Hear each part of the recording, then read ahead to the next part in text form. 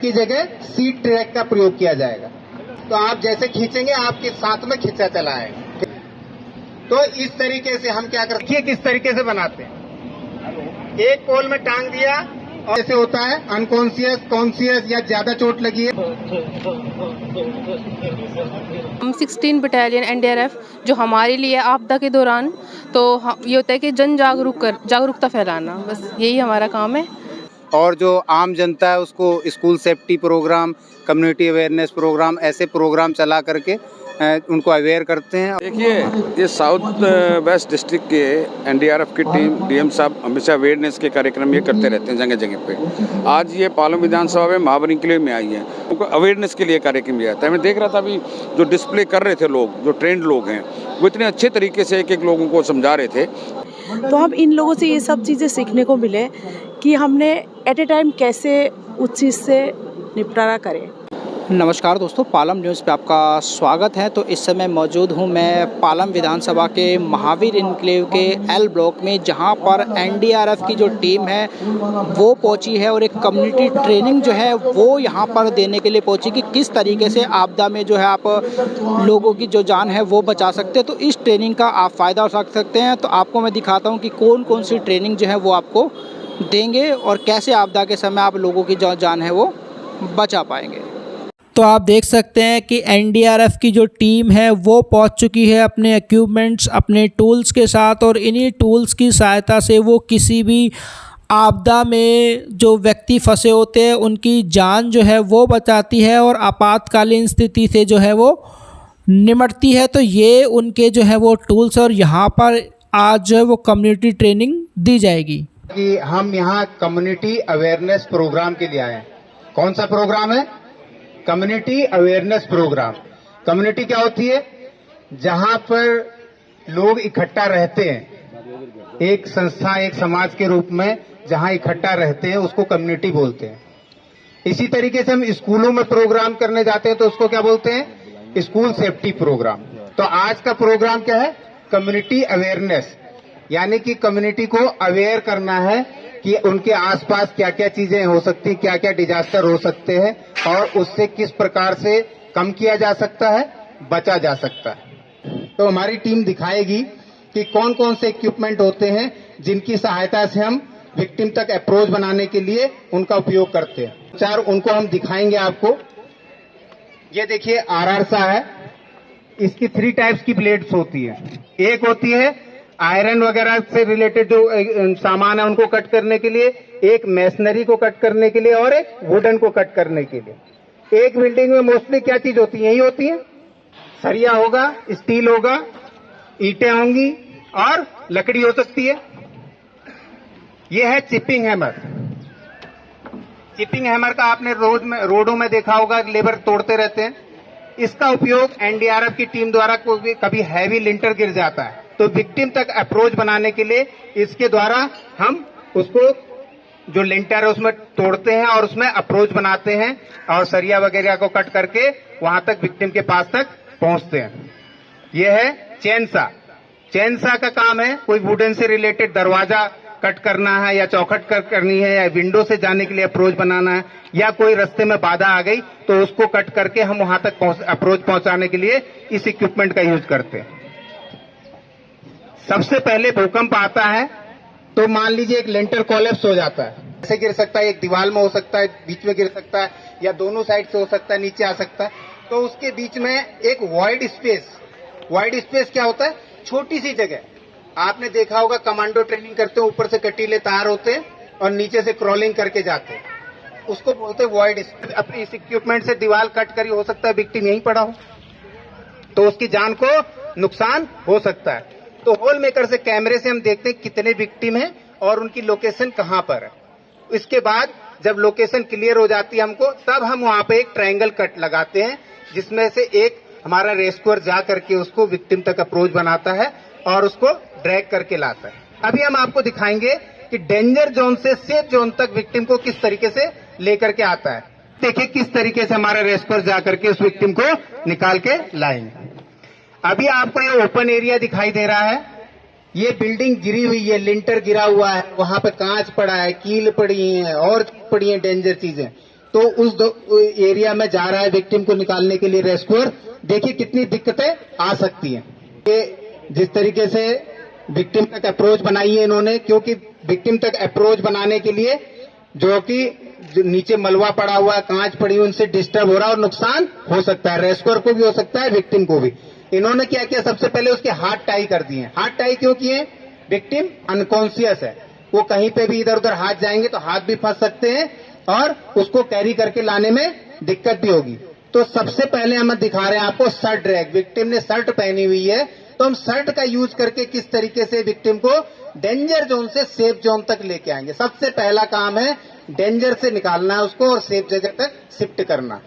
तो कॉलर को अंदर की तरफ रोल कर लें या बाहर की तरफ, और विक्टिम की जो नेक है उसको हाथ से सपोर्ट देनी है। पीछे पैर देखिए, पैर से क्या कर रहे हैं, कुछ दिखाई नहीं दे रहा है। इनके माथे पे एक हेड लैंप लगा होगा जो इसके उसमें आपके जो पहनते हैं, तो उसके द्वारा क्या है, उतनी ही लाइट है वहां पर, पूरा अंधेरा है। और धीरे धीरे उसको ड्रैग करेंगे और पीछे लाएंगे, फिर क्लियर करेंगे, फिर पीछे लाएंगे।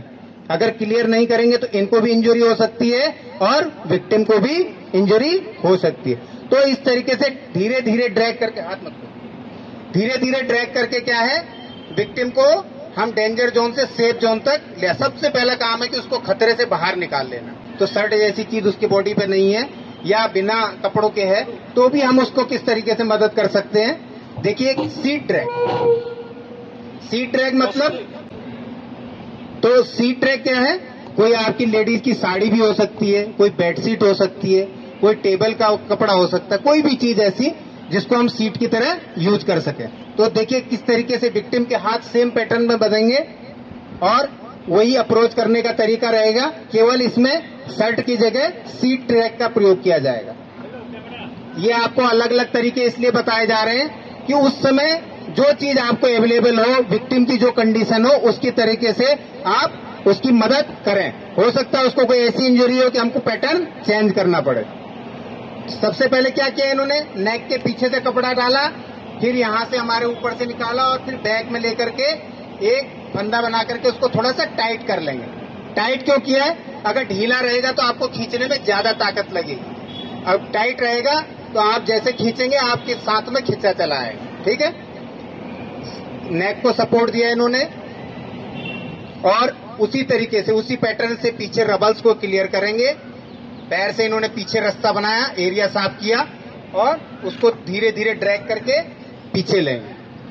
तो इस तरीके से हम क्या कर सकते हैं, विक्टिम को धीरे धीरे खतरे से, कोई लिंटर कोई हैवी चीज है उसके नीचे से निकाल करके सेफ जगह, ओपन स्पेस, उस जगह पर ले आते हैं। ठीक, ये अभी देखिए सीट ट्रैक हमने बताया था, सीट ट्रैक करके दिखाएंगे। क्यों नहीं कर रहे हम शर्ट ट्रैक क्यों नहीं कर रहे, क्योंकि इन्होंने टी शर्ट पहनी, हो सकता है फट बूथ है तो उसको हम शर्ट ट्रैक कर सकते हैं। तो अभी हमने इनको सीट ट्रैक करने का ऑप्शन दिया है। तो अभी मैं ये देख रहा हूं कि जितना हम ट्रेनिंग दे रहे हैं, लोग ध्यान से देख रहे हैं कि नहीं देख रहे। अगर ध्यान से देख रहे होंगे तो उस चीज को फॉलो करना आसान हो जाता है। चलिए ठीक है, कराइए, कोई बात नहीं, यही कराइए। इनको ज्यादा लोगों को अवेयर करना है, ज्यादा से ज्यादा लोगों को ट्रेनिंग देनी है। हम तो करते ही, अगर हम करके दिखा दें आपको और हम चले जाएं तो उससे आपको फायदा नहीं मिलेगा।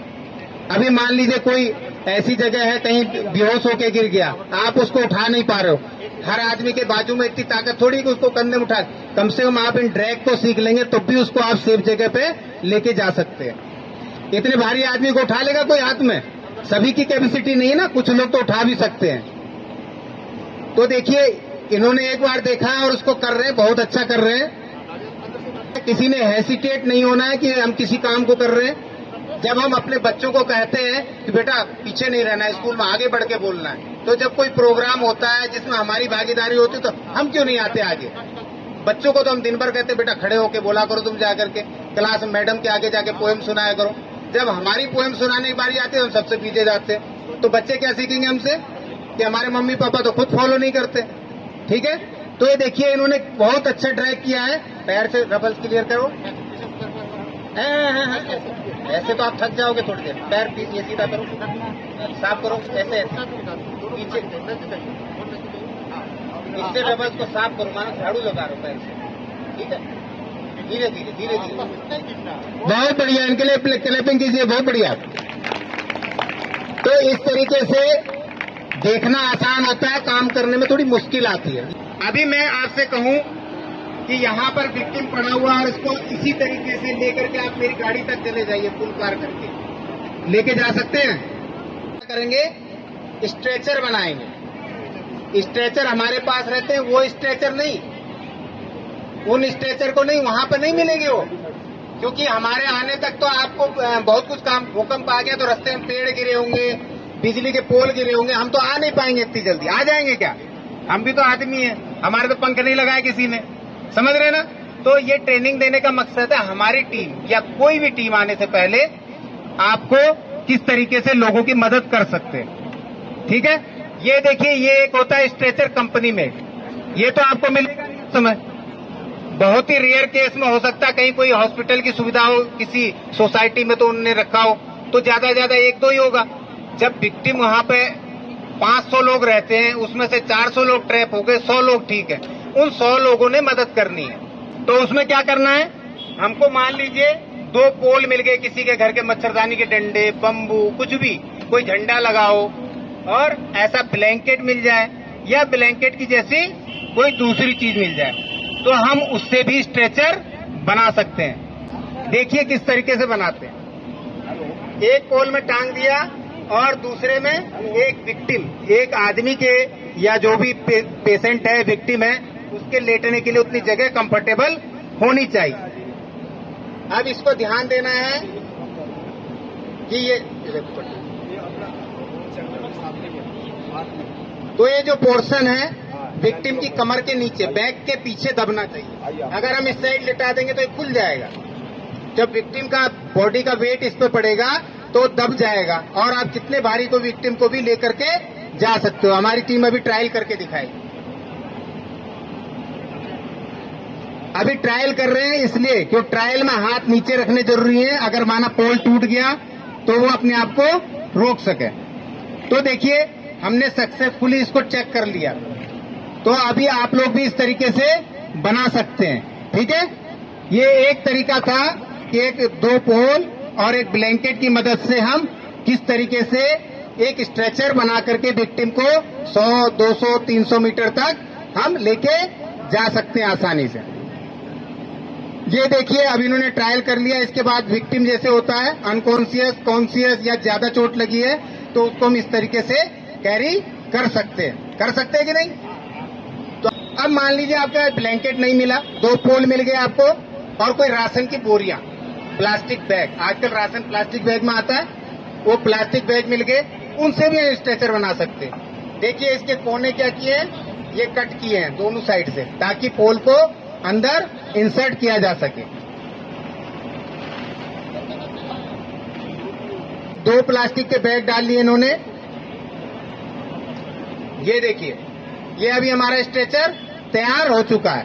अभी हम इसका आपको ट्रायल करके भी दिखाएंगे किस तरीके से हम इसका यूज कर सकते हैं। चलिए ये देखिए अभी ये प्लास्टिक बैग से स्ट्रेचर बनाया, अभी इसको हम किस तरीके से, देखिए चल के दिखाइए। ठीक है, तो आप देख सकते हैं कि बड़ी संख्या में जो है वो महिलाएं भी यहाँ पर पहुंची हैं। एनडीआरएफ टीम के द्वारा जो कम्युनिटी ट्रेनिंग दी जा रही है उसको लेने के लिए, और देखिए पैम्पलेट बांटे जा रहे हैं। सभी जानकारियाँ जो है वो पैम्पलेट के जरिए भी लोगों तक पहुंचाई जा रही हैं। तो महिलाएं भी बड़ी संख्या में पहुंची हैं।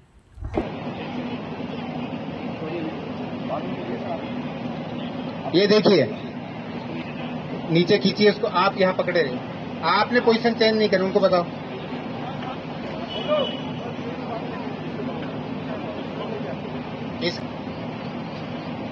ये देखिए अभी हमने बनाया था, अब इनसे बनवा रहे हैं, इनको पता चल जाएगा कि कहाँ पर कट करना है और किस तरीके से बनाना है। तो हमारा मकसद आप लोगों को ट्रेन करने का, हमारी टीम तो इस चीज को पहले से जानती है। तो अभी विक्टिम भी हमारे पास रेडी है, विक्टिम का ट्रायल लेंगे। अभी आप लेके जाओगे ना, अगर मुंह अंदर की तरफ रहेगा तो आप 100 मीटर चल पाओगे, आप तो एक दूसरे के कसर मसड़ हो। अभी देखिए आराम से चल सकते हैं। ठीक है, आपको क्या ज्यादा लोड लग रहा है इसमें, लेके जा सकते हो रोड तक, चलो लेके जाओ। जब ये रेस्क्यू ऑपरेशन चलता है तो ट्राइज करती है। ट्राइज क्या चीज होती है? ट्राइज होती है विक्टिमों की छटनी करना।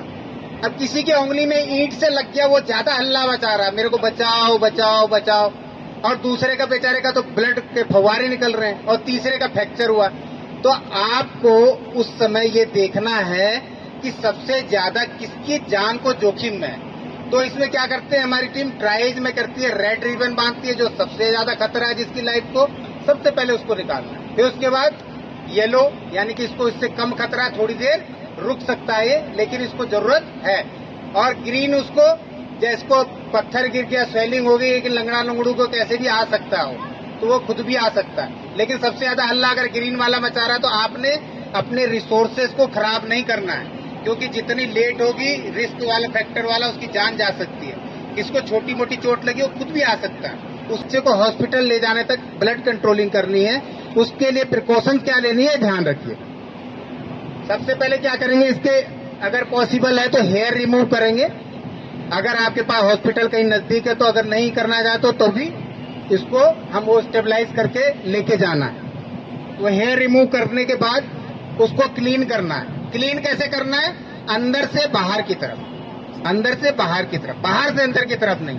क्यों? बाहर से अंदर की तरफ वहां का धूल मट्टी और कोई ऐसा सेप्टिक वाली चीज आएंगी तो उसके इंजरी जहां पे वोंड हो रखा वहां पे जाकर के वो सेप्टिक कर सकती है या उसको इन्फेक्शन हो सकता है। तो इस तरीके से क्लीन करने के बाद ये गॉज पीस है हमारे पास। अगर ऐसा इंसिडेंट हो जाता है, उसमें ज्यादा आदमी घायल है, तो आप किसी माता बहन की साड़ी का, कॉटन की हो, दुपट्टे का, लेकिन साफ होना चाहिए। साफ होने मतलब उसमें कोई इन्फेक्शन वाली चीजें ऐसी नहीं होनी चाहिए। उसको साफ, उसको फाड़ के भी आप बना सकते हैं। एक गॉज पीस लगाने से, तो अभी हेड इंजरी हो रखी है, इनको हेड इंजरी को गॉज पीस लगाएंगे। एक टुकड़ा गॉज पीस लगाने से अगर कंट्रोल नहीं होता है तो दूसरा लगाएंगे, दूसरा लगाने से कंट्रोल नहीं होता है तो तीसरा लगाएंगे। तो इस तरीके से चीजों को हम स्टेबल करने की कोशिश करेंगे। ठीक है। अभी देखिए एक ट्रायंगुलर बैंडेज लिया है। ट्रायंगुलर बैंडेज को हमने इसलिए लिया है कि एक इजीली हो जाता है। अगर ये अवेलेबल नहीं है तो हमारे पास दूसरी ड्रेसिंग वाली है पट्टी, तो हम उसका भी यूज कर सकते हैं। ठीक है। अगर ये ट्रायंगुलर बैंडेज नहीं है हमारे पास, कोई साड़ी और धोती या चुन्नी है, तो हम उसको भी ट्रायंगुलर शेप में दे करके इस तरीके से बांध सकते हैं और हेड इंजरी को स्टेबल कर सकते हैं। और हम उसी टांग को खींचते हैं जिसमें फ्रैक्चर हो गया होगा। तो हम क्या करते हैं, मदद करने की हमारी मंशा होती है, लेकिन हम उनका नुकसान ज्यादा कर देते हैं, क्योंकि हमारे अंदर भावना अच्छी है लेकिन जानकारी का अभाव है, इससे नुकसान हो जाता। तो देख लीजिए, मान लीजिए एक हाथ में इनके फ्रैक्चर हो गया, तो उसको किस तरीके से मेरी टीम स्टेबल करना आपको बताएगी। तो ये जब हम पढ़ाई करते थे तो इस तरीके के फट्टे मिल सकते हैं, कोई स्केल आती है ना लकड़ी वाली स्केल, प्लास्टिक की। तो अगर ये भी नहीं है तो पतली कॉपी किताब कोई है, पतली होने सकता है। जैसा कि मैं आपको बता रहा हूँ, we are not a doctor, हम रेस्क्यूअर्स हैं और आपको भी वही ट्रेनिंग दे रहे हैं कि अगर आपको कोई किसी तरीके का कोई ऐसा इंसिडेंट हो जाता है तो आपने डॉक्टर बनने की कोशिश नहीं करनी है, क्योंकि हम इसके लिए ट्रेंड नहीं है। हमने केवल डॉक्टर के पास पहुंचाने के लिए स्टेबल करना है विक्टिम को, उसको। अभी देखिए इन्होंने क्या किया, इसको बांध दिया और एक ट्रायंगुलर टाइप की इन्होंने बैंडेज ली है। इसकी सहायता से ये इसके वर्टिकल लोड को बियर करने के लिए एक बैंडेज बांध रहे हैं। और वर्टिकल वाले को क्या बोलेंगे, सीलिंग बोलते हैं। आप इसको कुछ भी बोल सकते हैं, लेकिन इसका मकसद हल होना चाहिए कि जो सीधा लोड है, हाथ को नीचे नहीं होने देना है, उसको स्टेबल करना है। तो इसके लिए हमने क्या कहा, इसको हमारे को ट्रेनिंग में सीलिंग बोलते हैं। ठीक है। और जो हॉरिजेंटल लोड है, राइट लेफ्ट मूव को रोकने के लिए, उसको क्या करेंगे, एक स्वाथ बोलते हैं। इससे क्या होगा, ये हाथ की मूवमेंट ऐसे से रुक जाएगी, तो दोनों तरफ की मूवमेंट रुक जाएगी, तो विक्टिम का जो फ्रैक्चर है वो स्टेबल हो जाएगा और मेडिकल पोस्ट तक या डॉक्टर के पास पहुंचाने तक उसको स्टेबल किया जा सकता है। इस स्टेप में बढ़ते हैं। आजकल ये सबसे बड़ी आपदा कह लीजिए या हमारे खान पान को कह लीजिए या किसी भी तरीके से हार्ट अटैक की घटनाएं बढ़ती जा रही हैं। ठीक है। परेड हो रही, काफी देर से कोई खड़ा है, उसको चक्कर आ गए, गिर गया, तो क्या हम सीपीआर देना शुरू कर देंगे उसको? सीपीआर सबको नहीं देना, उसको देखना हमने। देखिए सबसे पहले हम क्या देखेंगे, CAB सर्कुलेशन। सबसे पहले सर्कुलेशन, हमारी बॉडी ब्लड सर्कुलेट होता है किससे, हार्ट से। तो सबसे पहले हमने सर्कुलेशन चेक करना है। सर्कुलेशन कैसे देखेंगे, पल्स को चेक करेंगे। एयरवे, जहां से हमको सांस लेते हैं नाक और मुंह, उसको एयरवे को चेक करना है। कोई ऐसी चीज तो नहीं है, कभी कभी क्या होता है, ऐसा ट्रेन एक्सीडेंट हो गया या ऐसा कोई हो गया तो उसमें शॉक लग जाता है आदमी, जीप पलटी होकर के यहाँ हमारे गले पर टक जाती है, ना तो सांस आएगी ना हम सीपीआर देंगे अगर बिना चेक करे, तो वो भी इफेक्टिव नहीं होगा। ठीक है। CAB ब्रीथिंग, ब्रीथिंग ले रहा है कि नहीं ले रहा। अगर ये तीनों चीजें नहीं है प्रेजेंट, तीनों चीजों में से नहीं है प्रेजेंट, तो हमने क्या करना है, सीपीआर स्टार्ट करना। प्लेन सरफेस होना चाहिए, कोई गद्दा नहीं होना चाहिए, कोई वैसी नहीं, प्लेन हो, हार्ड हो। ठीक है।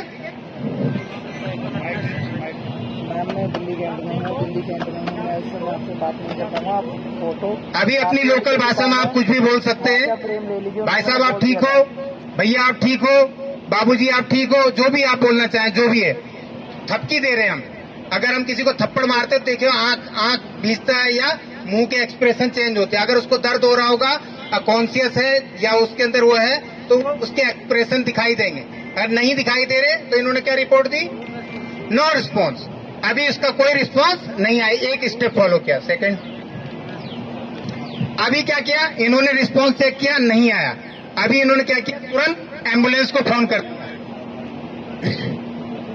अब इसमें सबसे इंपॉर्टेंट बात है, जब भी हम एम्बुलेंस को कॉल करें बिल्कुल सटीक जगह बताएं। क्यों, समय बचाना हमने।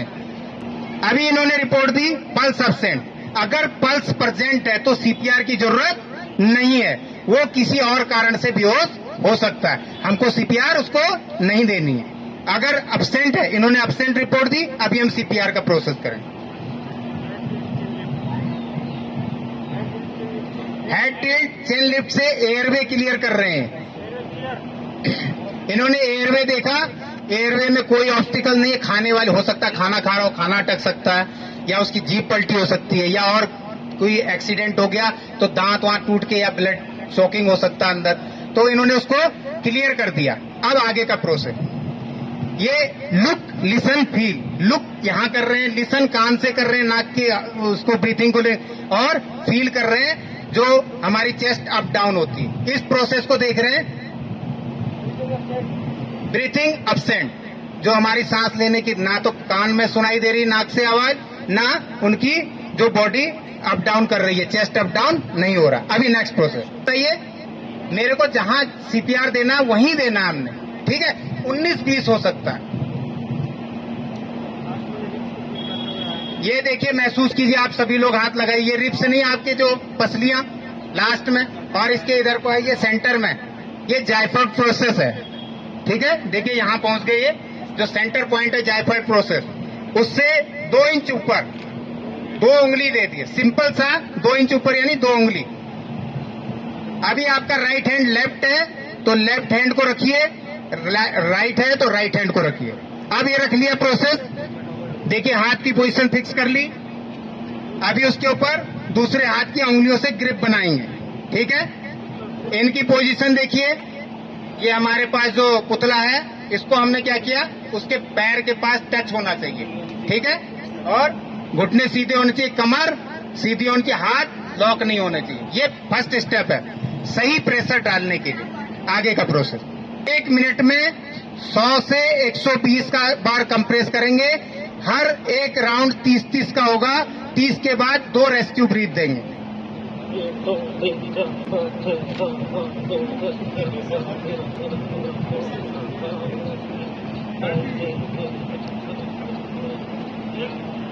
तीस बार 30 टाइम्स कंप्रेस किया है, और 2 बार रेस्क्यू ब्रीथ देंगे। रेस्क्यू ब्रीथ कैसे देनी है, उसके लिप्स से लिप्स लॉक कर लेने, नाक को बंद कर दिए।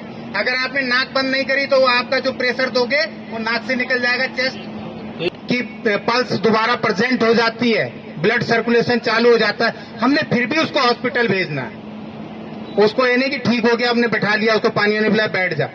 उसको हमने हॉस्पिटल डॉक्टर की निगरानी में चेकअप के लिए जरूर भेजना है। ये अगर हमको पता रहेंगे, हमारे सामने अगर कोई इंसिडेंट होता, हम तुरंत मदद कितना टाइम बताया गोल्डन पीरियड मैंने?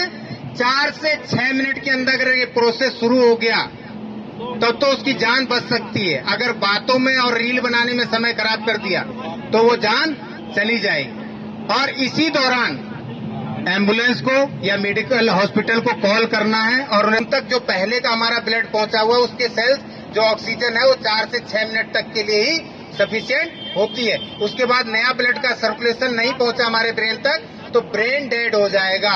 एक बार ब्रेन डेड हो गया, बायोलॉजिकल डेथ हो गई, क्लिनिकल डेथ से बायोलॉजिकल डेथ हो गई, फिर रिवर्स नहीं हो सकता। इसीलिए बोल रहा हूँ 4 से 6 मिनट का पीरियड क्या है, ब्रेन सेल्स तब तक आपके जिंदा है। अगर एक बार पंपिंग मारने शुरू हो गया तो फिर डॉक्टर आ जाएगा, इंजेक्शन वगैरह वो मेडिसिन दे देंगे तो वो सर्कुलेशन शुरू हो जाएगा। तब तक आप इस गाड़ी को धक्का देके किसी भी तरीके से स्टेबल करना उसको, तब तक एम्बुलेंस के आने तक, फिर मेडिकल वाले अपना काम को संभाल लेंगे। ठीक है, इसलिए मैंने बोला गोल्डन पीरियड का रूल्स यही है कि आपको उस 6 मिनट तक शुरू कर देना है।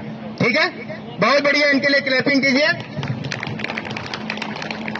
यहाँ तक स्टेज में आने में हेसिटेशन होती है लोगों को, लेकिन हम बुला रहे हैं तो ये आए हैं तो बहुत बढ़िया। इनके लिए एक बार और क्लैपिंग कीजिए।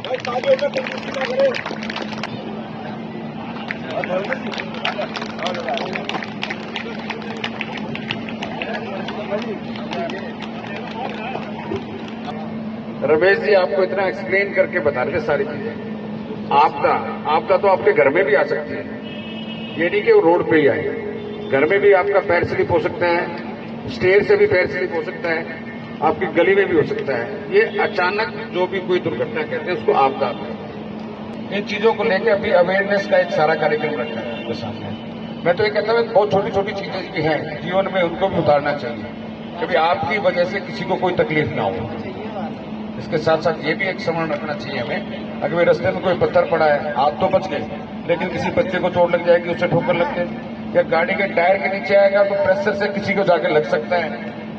ये बड़ी चीजें लाइफ में ना, ये बहुत छोटी छोटी चीजें हैं, वो काम आती हैं। ऐसे 90 से पहले की बात है, एक रिक्शा चला रहा था एक युवा, और मैं फाटक की तरफ से जा रहा था। एक कर्व आता है वहां पे ना, ओपन एयर वो था, एक थिएटर ब्रेकर भी था। किसी को अगर वो पुराने रहने वाले होते उनको याद होगा। मैं जैसे अपनी गाड़ी लेके जा रहा था तो एक रिक्शा वाले को पता नहीं क्या ध्यान आया, वो पलादपुर मिंटो पार्क की तरफ ना जाके वापस उन्हें पालम की तरफ मोड़ दिया और मेरी गाड़ी से टकराया। अचानक एकदम से एक आपदा ही आ गया, उसको चोट लगी, उसके कान से ब्लड आया। मैंने उसको अपनी गाड़ी में बैठाया, मैं दिल्ली कैंट हॉस्पिटल ले गया। उन्होंने कहा जी आप सफदरजंग ले जाओ। मैं सफदरजंग ले गया इमरजेंसी में, उसको ट्रीटमेंट कराया, अपने ऊपर मुकदमा कराया, अपने ऊपर ही मुकदमा कराया कि वो मेरी गाड़ी से लगा था। और पहली तारीख पे बात ये 90 के आसपास की बता रहा हूं मैं, लेकिन वो लड़का बच गया, राजनगर में रहता था, सेफ हो गया। अगर मैं उसको छोड़ के जाता, उसके कान में चोट लगती, तो मुझे लगता है कि वो एक सारी उम्र के लिए मुझे ये लगता है कि मेरी वजह से किसी का कुछ हुआ, लेकिन वो लड़का बच गया। उस टाइम पे जज साहब ने कहा जी आप गाड़ी तेज चला रहे थे? मैं कहा जी बिल्कुल नहीं चला रहा था। मैं कहा जी है, इससे पूछो, इसने गाड़ी अचानक मोड़ी जिसकी वजह से ये हादसा हुआ।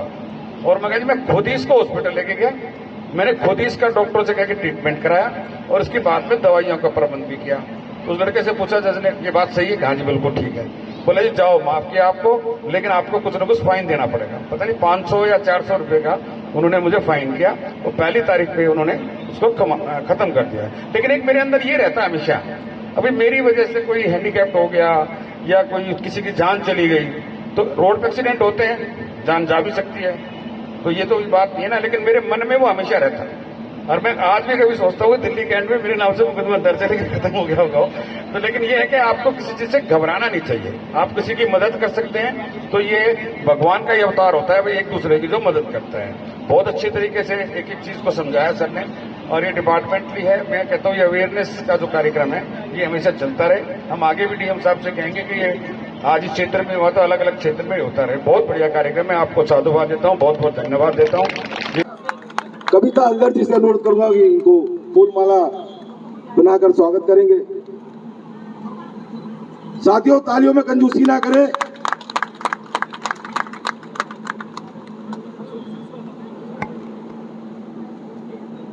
एक बार दोबारा पुनः जोरदार तालियां। देखिए, ये साउथ वेस्ट डिस्ट्रिक्ट के एनडीआरएफ की टीम डीएम साहब हमेशा अवेयरनेस के कार्यक्रम ये करते रहते हैं जगह जगह पे। आज ये पालम विधानसभा में महावर एन्क्लेव में आई है, तो ये जागरूकता का एक मंच बनाया जाता है। भाई अचानक किसी को हार्ट की कोई शिकायत हो गई, कोई एक्सीडेंट हो गया, या कोई अचानक ही कोई एकदम रोड चलते चलते कोई बात होगी, तो लोगों को अवेयरनेस के लिए कार्यक्रम किया जाता है। मैं देख रहा था अभी जो डिस्प्ले कर रहे थे लोग, जो ट्रेंड लोग हैं, वो इतने अच्छे तरीके से एक एक लोगों को समझा रहे थे, तो जो अगर उनको ध्यान से देखते हैं तो वो किसी न किसी की मदद कर पाते हैं और अपनी या अपने परिवार की मदद कर पाएंगे। तो क्या कहना चाहेंगे जो लोगों से जो आपदा आती है तो वो लोगों की सहायता जो है वो करें? देखिए, मैं आपके चैनल के माध्यम से कहता हूं कि आपदा कहीं भी आ सकती है, आपके घर में भी आ सकती है, आपकी गली में भी आ सकती है, आपके रोड पे भी आ सकती है। तो मेरा तो ये कहना है कि भाई जितनी भी आप मदद कर सकें, चाहे फिजिकली आप अपने शारीरिक तौर से या मेडिकली, पुलिस के थ्रू, जो भी कुछ आप मदद कर सकते हैं, इंसान को ज़रूरत मदद करनी चाहिए।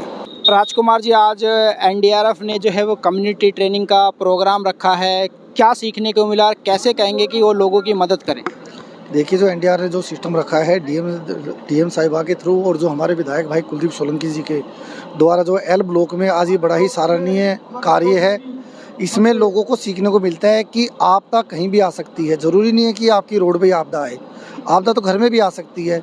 पैर स्लिप कर जाए, जीने से स्लिप कर जाए, बाथरूम में कर जाए, उस आपदा से कैसे हमको जल्द से जल्दी डॉक्टर के पास पहुंचने से पहले हम उनको ट्रीटमेंट दे सकते हैं। इसलिए आज जो ये रखा हुआ है, आज ये सारा का सारा आपदा से बचाव के लिए पूरा एल ब्लॉक ने किया है। इसके लिए मैं पूरे एल ब्लॉक को, विधायक जी को और डीएम साहिबा को और आपकी पूरी टीम को जो आप इसको कवरेज दे रहे हैं, मैं आपका धन्यवाद करता हूँ, साधुवाद करता हूँ। मैम, क्या सीखा आज आपने कैंप अटेंड किया है? यही कि इमरजेंसी में हमें किस तरीके से ट्रीट करना है, किस तरीके से सुविधाएं लेनी है, उसके बारे में हमें सब सारी जानकारी मिली है। तो क्या सीखा और कैसे आप इमरजेंसी में हेल्प करेंगे लोगों की? सर, हमने ये सीखा, देखो आपदा पर किसी भी टाइम पे आ सकते हैं, कभी भूकंप आ जाए, कभी हमारे सिलेंडर में ही आग लग जाए, तो हम इन लोगों से ये सब चीज़ें सीखने को मिले कि हमने एट ए टाइम कैसे उस चीज़ से निपटारा करें, कैसे हम उनसे बचें इस आपदा से। क्या सीखा है इस जो आज ट्रेनिंग प्रोग्राम हुआ है? देखिए, ये एक नेचुरल डिजास्टर है और उस डिजास्टर एक बड़ा रूप है, लेकिन छोटी छोटी भी घटनाएं हैं घर में होती रहती हैं और हर एक व्यक्ति को प्रिपेयर होना चाहिए इसके लिए कि अगर ऐसा कुछ होता है हमारे घर में या आसपास तो उसको हम किस तरीके से निपट सकें। That's it. हम जो है खुद ही एक आर्मी पर्सन हैं और हमने जो यहाँ और भी कुछ सीखा है, जो बहुत ही बढ़िया एक आर्मी पर्सन होके यहाँ पे आके पालम की जनता को बहुत कुछ सिखाया। और पालम न्यूज़ जो है उसके चैनल, अब इनके चैनल से जो है मैं बताना चाह रहा हूँ कि जो भी यहाँ प्रोग्राम हो रहा है वो बहुत ही अच्छा प्रोग्राम हो रहा है और समाज के लिए सीखने का बहुत बढ़िया मौका है। इसलिए इस जो है जो भी सिखाया जाता है उसमें बढ़ चढ़ के हिस्सा लेना चाहिए। विधायक जी भी हैं, हमारे जो एक्स काउंसलर जो है राजकुमार जी हैं, हमारी जो है गरीब कल्याण सेवा समिति जो है समाज के लिए ही जो है लगी हुई है। इस बुरी तरह से सेवा में हम लोग सेवा में लगे हुए हैं। मैम, आज एनडीआरएफ ने जो है वो कम्युनिटी ट्रेनिंग प्रोग्राम जो है वो महावीर एन्क्लेव में रखा है। किस तरीके से लोगों को जो है इस कम्युनिटी प्रोग्राम से जो है वो फ़ायदा होने वाला है? बिल्कुल सर, हम डीडीएम में साउथ वेस्ट डिस्ट्रिक्ट से हैं और हमारा मोटिव रहता है कि हम 16 बटालियन एनडीआरएफ जो हमारे लिए आपदा के दौरान, तो ये होता है कि जागरूकता फैलाना, बस यही हमारा काम है। Okay, thank you. देखिए, एनडीआरएफ के टीम कमांडर जो है वो मेरे साथ हैं, रमेश चंद जोशी जी। आप जो लगातार ये ट्रेनिंग जो है वो देते रहते, कितना फ़ायदा जो है वो मिल रहा है, कितना लोग जो सीख रहे हैं? देखिए, हमारा जो ऑपरेशनल टाइम होता है उसके अलावा ऑपरेशनल टाइम में हम ऑपरेशनल बिजी रहते हैं। जैसे कि अभी रेनी सीजन आ जाएगा तो हम फ्लड वाटर रेस्क्यू में बिजी हो जाएंगे। इससे पहले जो प्रिपरेशन फेज रहता है इसमें हम अपनी प्रिपरेशन भी करते हैं और जो आम जनता है उसको school safety programme, community awareness programme, ऐसे प्रोग्राम चला करके उनको अवेयर करते हैं और आने वाले कोई डिजास्टर होते हैं उनको किस प्रकार से हैंडल करना है, किस तरीके से चीज़ों को मिटिगेट करना है ताकि हम एक दूसरे की मदद कर सकें। कोई भी आपदा आती है तो उसमें फर्स्ट रिस्पॉन्डर जो हमारे नज़दीक होते हैं वही होते हैं। तो हमारे इस प्रोग्राम का उद्देश्य भी यही है कि जो फर्स्ट रिस्पॉन्डर्स को ट्रेंड करना ताकि वो एक दूसरे की मदद कर सके। मैं हरी राठौर एल ब्लॉक RW का जॉइंट सेक्रेटरी।